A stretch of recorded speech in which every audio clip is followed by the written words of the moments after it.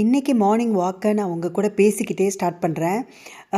இந்த இந்த மாதிரி உலகத்தில் வந்து இப்போ வாரு, டர்புலன்ஸு எல்லாம் போயிட்டுருக்குங்க. அந்த டைமில் இந்த மாதிரி பூவெல்லாம் பார்க்கும்போது சின்ன சின்ன ஹாப்பினஸ் நம்மளுக்கு கிடைக்கிது. ஸோ இந்த வாரெல்லாம் முடிஞ்சு எல்லோரும் அவங்கவுங்க ஃபேமிலியோட ரொம்ப ஹாப்பியாகவும் பீஸ்ஃபுல்லாகவும் இருக்கணும் அப்படின்னு நம்ம எல்லோரும் ப்ரே பண்ணிக்கலாம். வாக்கிங் முடித்து வீட்டுக்கு வந்தப்புறம் பார்த்திங்கன்னா நல்ல மழை பிடிச்சிருச்சுங்க. ஸோ இன்றைக்கி ஹோல் டேக்கு மழை போட்டிருக்காங்க. இன்றைக்கி நம்ம ஊர் வெதர் பார்த்திங்கன்னா குளிர், காற்று, மழை. ஆனாலும் நம்ம வந்து வேலைக்கு கிளம்பியாச்சு. போகிற வழி எல்லாம் நச நசன்னு மழை தூறிகிட்டே தான் இருந்தது. இன்றைக்கி ரொம்ப குளிர் அண்டு காற்று வேறு ஜாஸ்தி இருக்குங்க. பட் இன்றைக்கி நான் சிட்டியில் ஒரு ஒர்க் இருக்கிறதுனால வேலையிலேருந்து சீக்கிரம் முடிச்சுட்டு வீட்டுக்கு வந்துடுவேன். இது வந்து நேற்று ஈவினிங் எடுத்துகிட்ருக்கேன். நம்ம வீட்டில் வந்து செரி பிளாசம் செடி வச்சுருந்தேன். அது இந்த வருஷம் சூப்பராக பூத்துருக்கு. ஸோ இனிமேல் எவ்ரி இயர் பூக்க ஆரம்பிச்சிடும். இது வந்து டுவார்ஃப் வெரைட்டிங்க. இப்போ நீங்கள் வந்து அப்பார்ட்மெண்ட்டெல்லாம் இருக்கிறீங்கன்னா உங்களுக்கு வந்து இது ரொம்ப ஐடியல். இப்போ நான் வச்சுருக்கேன் பாருங்கள், ரீபாட் பண்ணி இந்த சைஸு பாட்டில் நீங்கள் வச்சிங்கன்னா போதும். உங்களுக்கு வந்து ரொம்ப பெரிய மேசிவ் மரமாலாம் ஆகாது, ஆனால் ஓரளவுக்கு பெருசாகும். ஸோ நீங்கள் அப்பார்ட்மெண்ட்டில் இருக்கிறவங்களா இருந்தால் இது வந்து ரொம்ப ப்ரிஃபரபிள். இன்றைக்கி வந்து சீக்கிரமே வீட்டுக்கு வந்துட்டேங்க.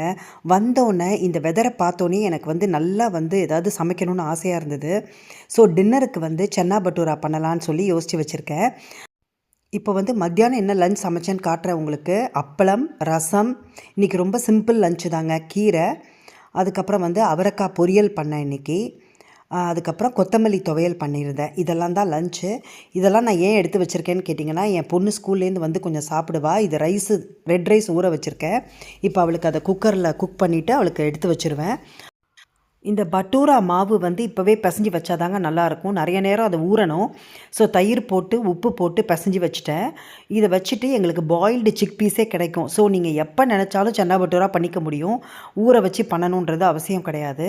நான் மோஸ்ட்லி அது வாங்க மாட்டேன். பட் ஏதாவது எமர்ஜென்சிக்காக நான் வாங்கி வச்சுருப்பேன். அதனால் இப்போ வந்து அந்த தக்காளி, வெங்காயம்லாம் வதக்கணும் பார்த்திங்களா, அதையும் அரைச்சிட்டு அதில் இந்த வேக வச்ச சன்னாவையும் கொட்டி மசாலாலாம் போட்டு மூடி வச்சுட்டேன். இதை நான் ரெசிப்பியாக எடுக்கலை, ஜஸ்ட்டு உங்கள்கிட்ட காட்டுறேன். இந்த சன்னா பட்டூரா பண்ணும்போது நான் கட்டாயமாக ஒரு விஷயம் சொல்லியே ஆகணும். இது வந்து இது பண்ணும்போதெல்லாம் எனக்கு யார் ஞாபகம் வரும்னு பார்த்திங்கன்னா, எங்கள் அம்மாவோட அக்கா, பெரிய அக்கா, பெரியம்மா, என்னோடய பெரியம்மா ஞாபகம் தான் வருங்க. ஏன்னா நாங்கள் சின்னதாக இருக்கும்போது பெரியம்மா ரொம்ப சூப்பராக பண்ணுவாங்க. இப்போ வரைக்குமே அவங்க ரொம்ப எக்ஸலண்ட்டாக பண்ணுவாங்க சன்னா பட்டூரா.